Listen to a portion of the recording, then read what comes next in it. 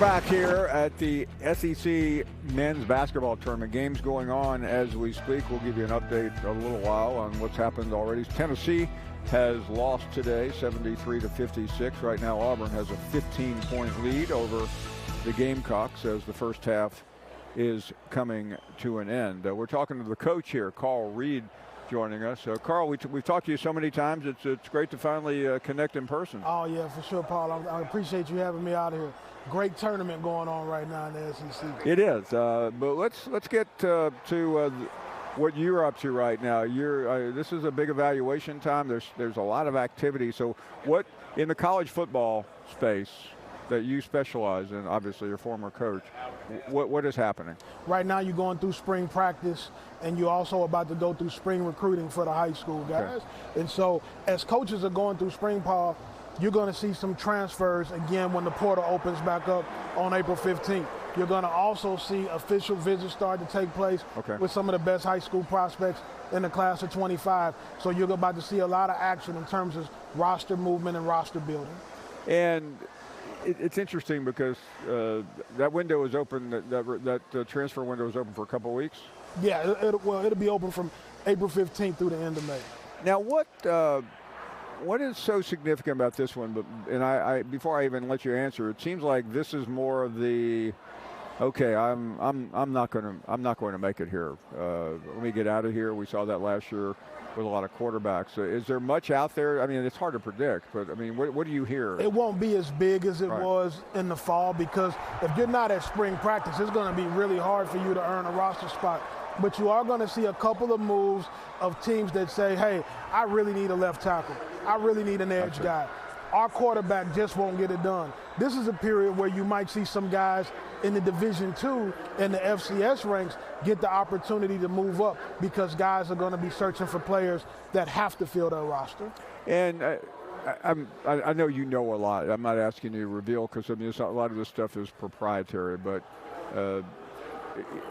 can somebody go from that level and make a significant difference at the upper echelon? You absolutely can. Look at two guys that we've talked about all year.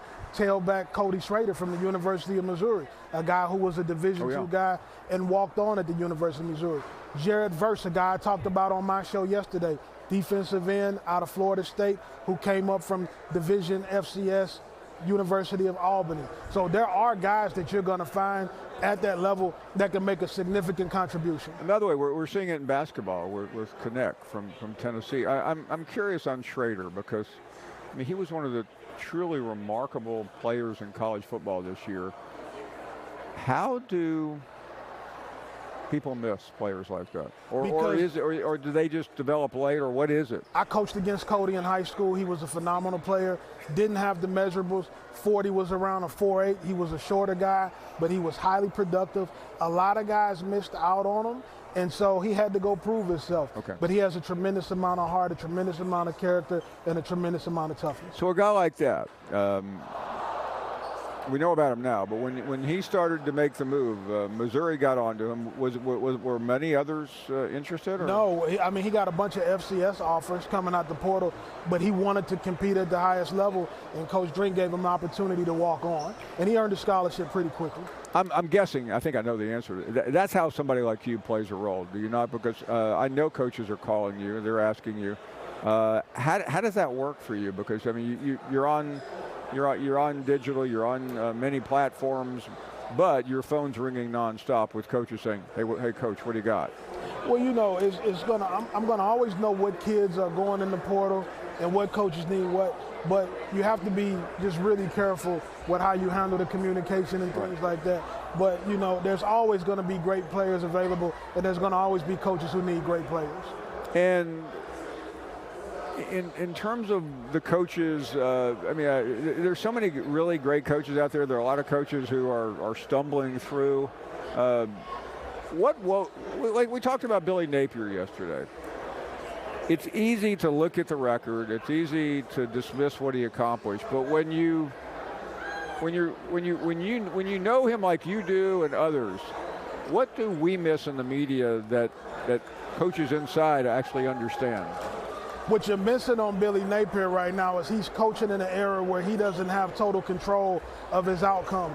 he has to depend on his collective's ability to come up with the funds to pay some of these players. He has to deal with NIL.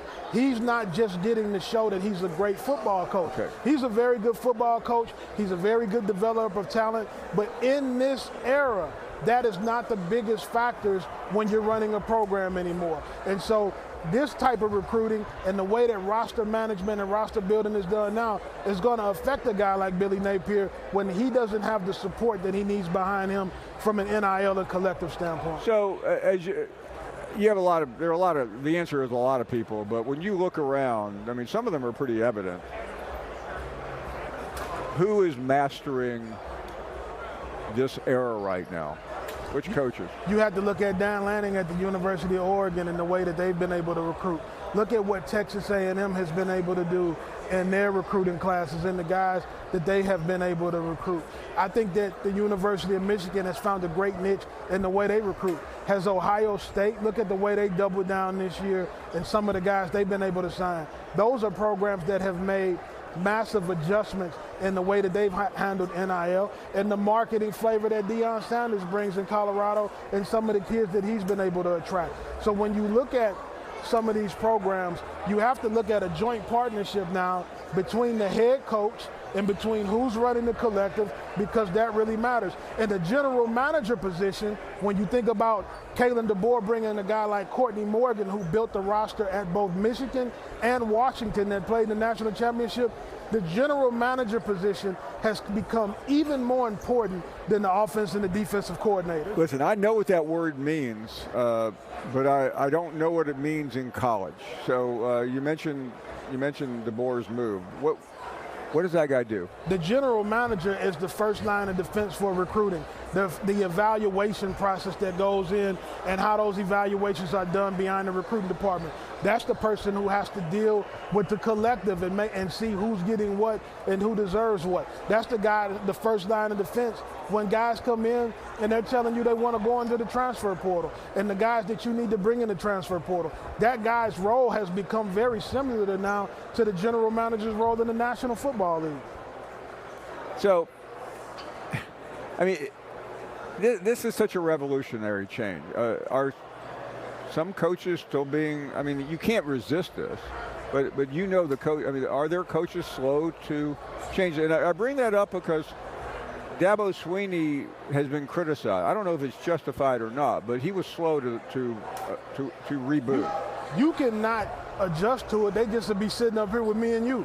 Yeah. You know, and that's the way that this, you don't want to do that. That's the way that this business is. You know, so I think that no matter who the coach is, they have to say the transfer portal is here. NIL and collectives are here. And if you want to win, and if you want to keep those big-time, multi-million-dollar jobs, you better get used to the way that the business is right now. So at the top schools, what kind of money are we talking about in these collect? I mean, what does a general manager how high are these numbers going?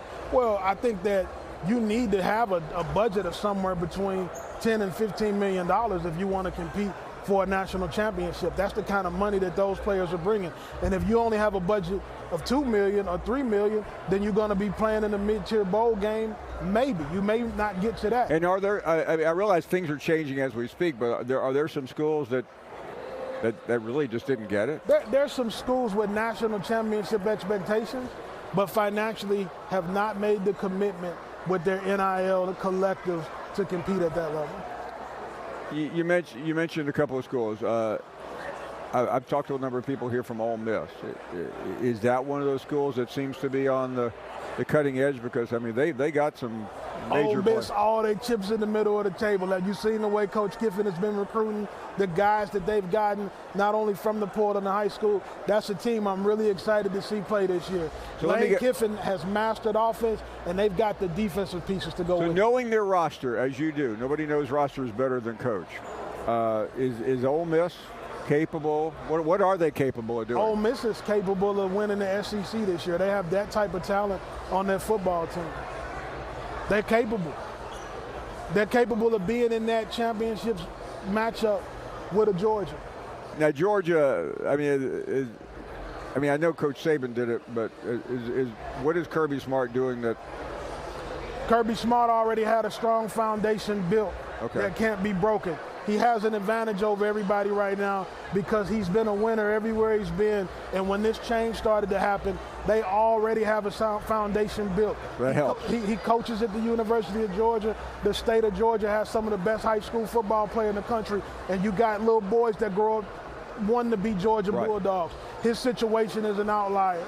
So within the SEC, I'm not going to ask you to isolate, the negative, because I'm more interested in who. Give me a couple other names of coaches you're watching very closely. I think this is a big year for Eli Drinkwitz in the University of Missouri.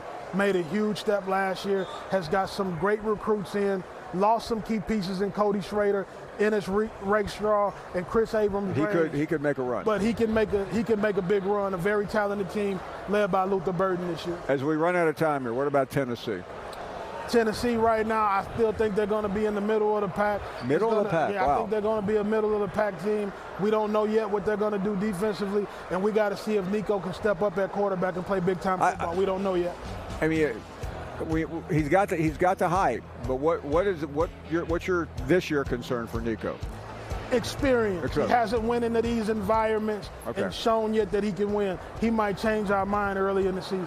And the other quarterback I want to ask you about, we talked about Florida. Everybody, Graham Mertz may be the starter, but Lagway, I've heard great, and then I've heard some concern. Lagway's a phenomenal talent. I was in Houston last week and got an opportunity to talk to his quarterback trainer. High-level competitor, has played at the highest level of high school football, and they're going to need him to be really, really good. He's got to play. Or it's going to get scary in Gainesville really early. The coach, thank you so much. What an amazing conversation. We'll be right back.